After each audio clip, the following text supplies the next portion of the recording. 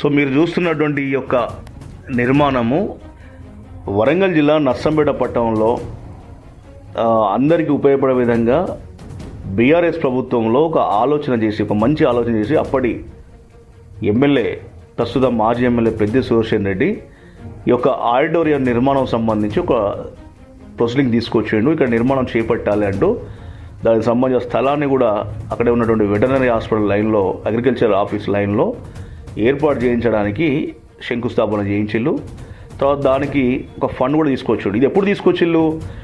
2019 July 10న నిర్మాణ పనులకు అప్పటి మంత్రి దయాకర్ రావు తోటి 5 కోట్లతోటి ఈ యొక్క ఏసీ ఆడిటోరియం పనులను మొదలుపెట్టిళ్ళు. అయితే కాంట్రాక్టర్ నిర్లక్ష్యము, తర్వాత జరిగిన ఎన్నికలు, తర్వాత ప్రభుత్వం మారడం, ఇవన్నీ చకచక జరిగిపోయి దాదాపుగా ఇప్పుడు అది ఆగిపోయింది. నిర్మాణం దాదాపుగా కూడా చివరి దశలో ఉండగా ఆగిపోయేసరికి అది ఎవ్వరికీ ఉపయోగపడకుండా పోయే పరిస్థితి అయిపోయింది. అక్కడ అంతా కూడా చెట్లు పుట్టలు ఎక్కువ ఉన్నటువంటి ప్రాంతం, పాములకు, తర్వాత పందికొక్కులకు, ఎలుకలకు, వీటికి సంబంధించిన ఆవాసంగా మారిపోయింది. ఇప్పుడు దీనికి నిర్లక్ష్యం అనాలనా లేకపోతే కాంట్రాక్టర్ చేతెత్తేసిన అనాలనేది మాత్రం అర్థం కాని పరిస్థితి ఉన్నది. నర్సంపేటలో ఒక మంచి ఆలోచన అయితే పెద్ద సొసైటీ చేసిండు, కానీ ఎందుకు దాన్ని పూర్తి స్థాయిలో గతంలో నిర్మాణం పూర్తి చేయలేదు? అది చేయాల్సిన సమయం ఎంత, ఎందుకు చేయలేకపోయాడు? ఇప్పుడు కాంగ్రెస్ ప్రభుత్వం వచ్చింది, మరి మేము ఏం చేయలేమని చెప్పేసి అని కూడా అనొచ్చు. కానీ గతంలోనే అది చేయాల్సినటువంటి, అది ఎప్పుడు పూర్తి చేయాలి? నువ్వు మొదలుపెట్టిన తర్వాత సంవత్సరంన్నర లేదంటే 2 సంవత్సరాల్లో పూర్తి చేయాలి. కానీ 2019 నుంచి ఇప్పటి వరకు కూడా అది పూర్తి చేయాలంటే ఎన్ని సంవత్సరాలు అవుతుంది? నర్సంపేట పట్టణ ప్రజలకు చాలా వరకు మందికి అటు అధికారిక కార్యక్రమాలకు కావచ్చు, కొంత అనధికారిక కార్యక్రమాలకు కావచ్చు, మంచి కళాకారులకు కావచ్చు, వీళ్ళందరికీ ఉపయోగపడే విధంగా ఏసీ ఆడిటోరియం అనేది నర్సంపేటకు సంబంధించి ఒక మంచి ఆలోచన తీసుకొచ్చింది, ఓకే.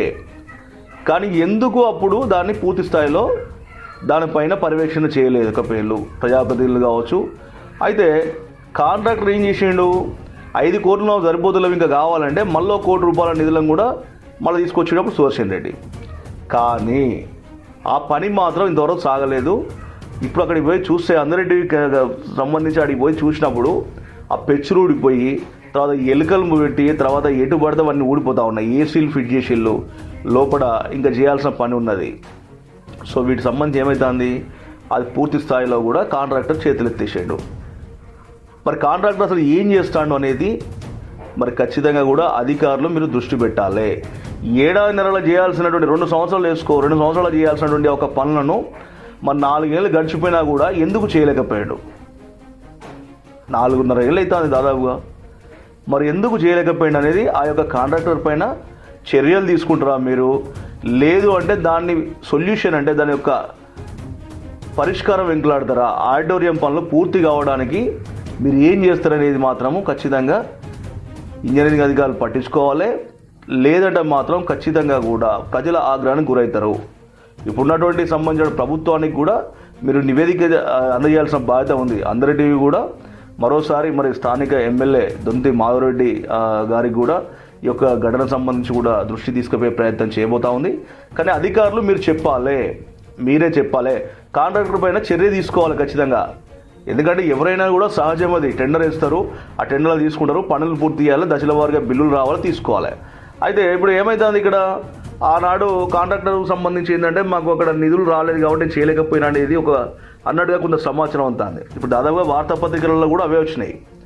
సో మరి అటువంటి క్రమంలో మరి ఆ కాంట్రాక్టర్ మరి అసలు దీనికి ఏం చేయాలనుకుంటాడు, ఏం చేయబోతాడు అనేది సంబంధించి కూడా పూర్తి స్థాయిలో అధికారులు దృష్టి పెట్టాలి. ఒకవేళ కాంట్రాక్టర్ నిర్లక్ష్యం కనుక నిబంధనలు అంటే ఎప్పటివరకు అయితే పూర్తి చేయాలి అనేది దానిలో ఉంటుంది కాబట్టి ఆ తర్వాత పరిధి దాటిపోయినా మాత్రం ఖచ్చితంగా కాంట్రాక్టర్ పైన చర్య తీసుకోవాలి. ఏది ఏమైనా కూడా నర్సంపేట వాసులకు ఒక కళగా, ఒక మంచి ఆలోచన చేసినటువంటి, అందరికి ఉపయోగపడేటువంటి ఉండాల్సినటువంటి ఆడిటోరియం పనులను వెంటనే పూర్తి చేసి అందుబాటులో తీసుకురావాలని అందరి టీవీ కూడా అటు అధికారులను కోరుతా ఉంది.